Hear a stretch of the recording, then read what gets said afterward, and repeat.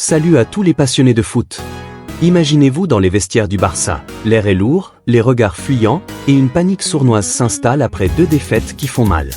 Pendant ce temps, au Real Madrid, on affûte les armes pour un mercato explosif en 2026, avec 2 renforts de poids déjà dans le viseur. Et à Liverpool, les stars comme Salah et Wirtz patinent, et la presse anglaise tire à boulet rouge. Bienvenue dans cette revue de presse exclusive Foot Mercato, où je vous décrypte les dernières bombes de la presse européenne. On va plonger au cœur des crises, des stratégies et des espoirs de ces géants du foot. Accrochez-vous, car ce qui suit pourrait bien changer la face de la saison.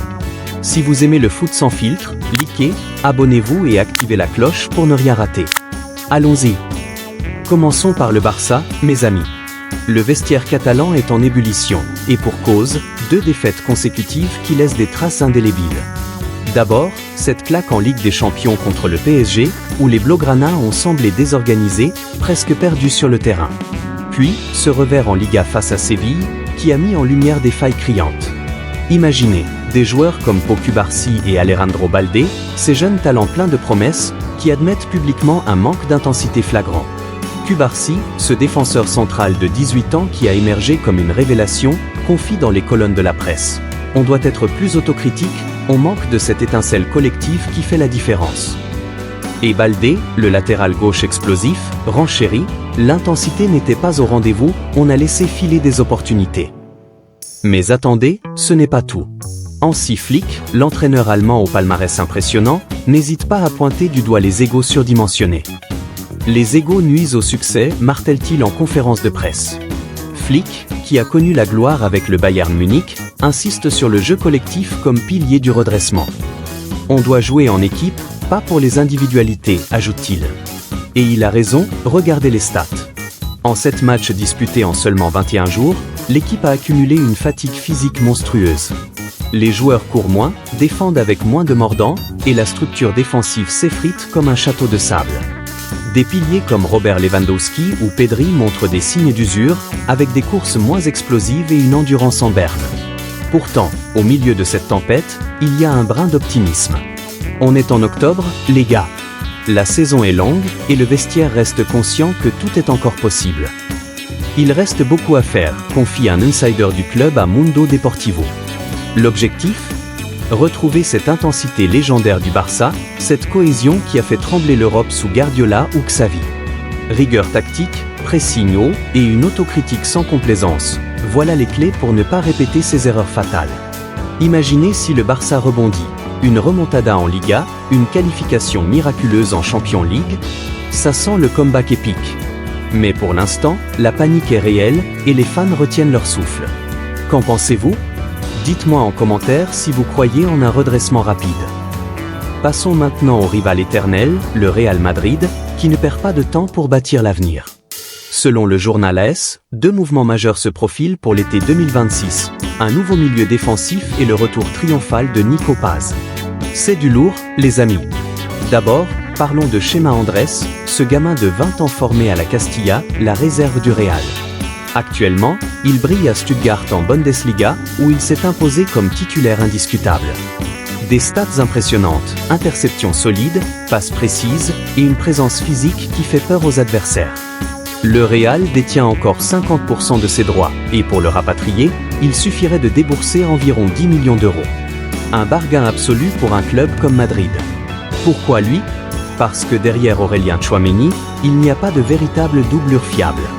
Tchouaméni est un monstre au milieu, mais les blessures ou les suspensions peuvent frapper à tout moment. Chema incarne le profil idéal, grand gabarit, un M90, technique affinée et une discipline tactique à toute épreuve. Carlo Ancelotti, le maître tacticien, voit en lui le successeur naturel pour renforcer l'axe central. Imaginez une rotation avec Tchouaméni, Valverde et Camavinga, un milieu impénétrable. Et ce n'est pas fini.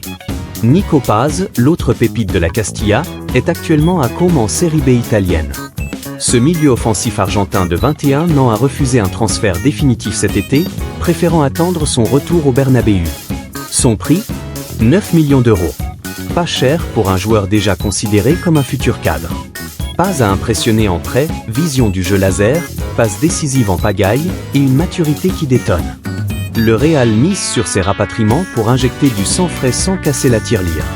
C'est la stratégie Florentino Pérez, formé en interne, prêté pour grandir et récupérer les meilleurs.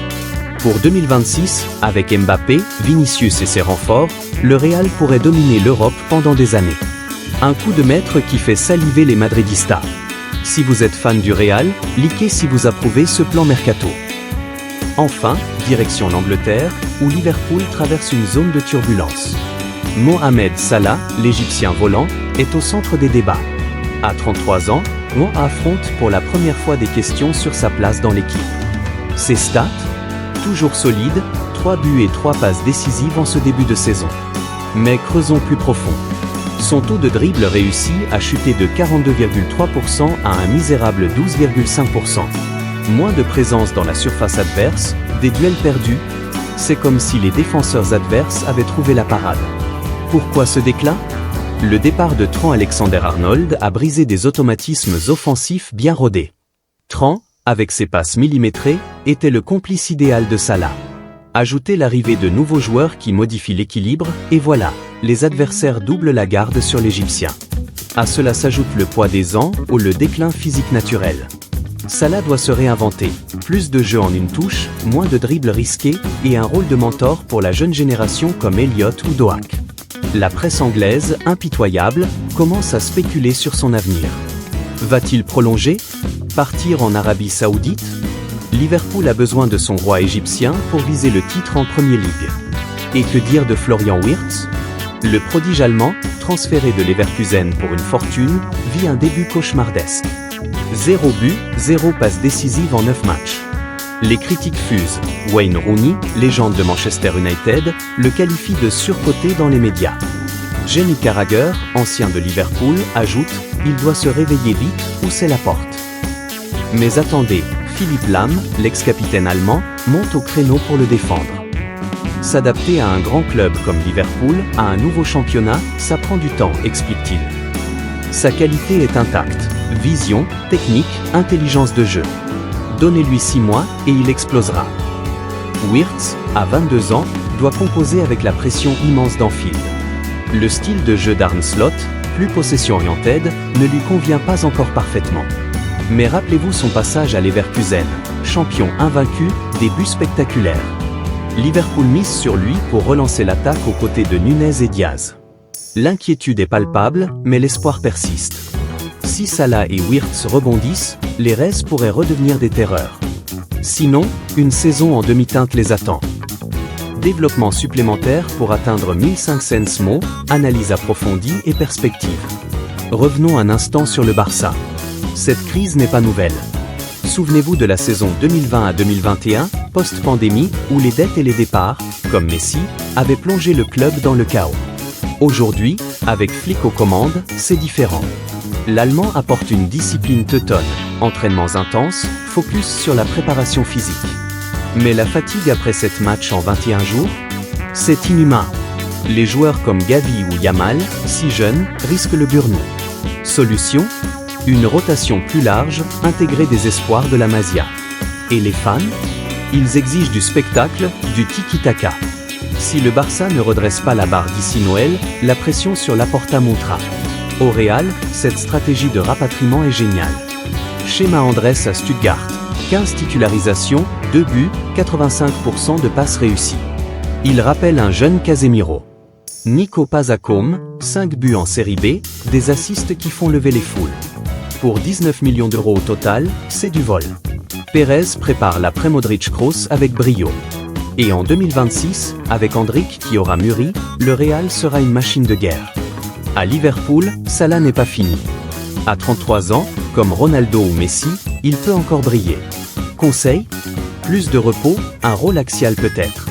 Pour Wirtz, patience. Regardez De Bruyne à Chelsea, flop avant d'exploser à City.